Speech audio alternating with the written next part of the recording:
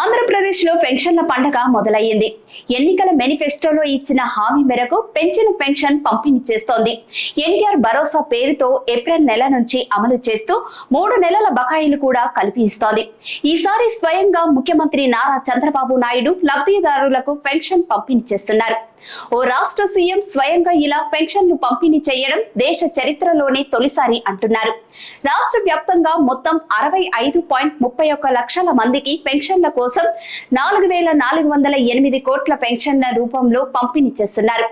మొత్తం 28 విభాగాలకు చెందిన లబ్ధిదారులకు పెంచిన పెన్షన్లను అందజేస్తున్నారు.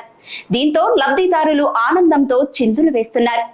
ఇచ్చిన హామీని నిలబెట్టుకున్న సీఎం చంద్రబాబు నాయుడు అంటూ కృతజ్ఞత తెలుపుతున్నారు. కూటమి ప్రభుత్వం ఈ పెన్షన్ పెంచడంతో పాటు గడిచిన 3 నెలల నుంచి పెన్షన్ ను అందజేస్తున్నారు. వృద్ధులు, వితంతువులు, ఒంటరి మహిళలు, మత్స్యకారులు, చేనేత, కల్లుగీత కార్మికులు, కళాకారులు, డప్పు కళాకారులు, ట్రాన్స్జెండర్స్ కు గతంలో నెలకు 3,000 రూపాయలు ఉంటే ఇప్పుడు 4,000 రూపాయలకు పెరిగింది. పెన్షన్ ను 4,000కు పెంచగా 3 నెలలకు నెలకు 1,000 రూపాయల చొప్పున 3,000 రూపాయలు కలిపి 7,000 రూపాయలను ప్రభుత్వం అందజేస్తుంది.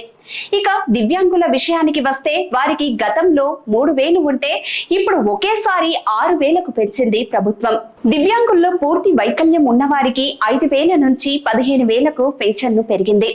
అలాగే తీవ్ర అనారోగ్యంతో కిడ్నీ, లివర్, గుండె మార్పిడితో బాధపడుతున్న వారికి ఇచ్చే పెన్షన్లు 5,000 నుంచి 15,000కు పెరిగింది.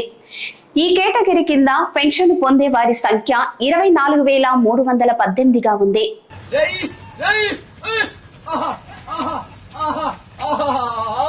ఓం నమః శివాయ. చంద్రన్న జై చంద్రన్న.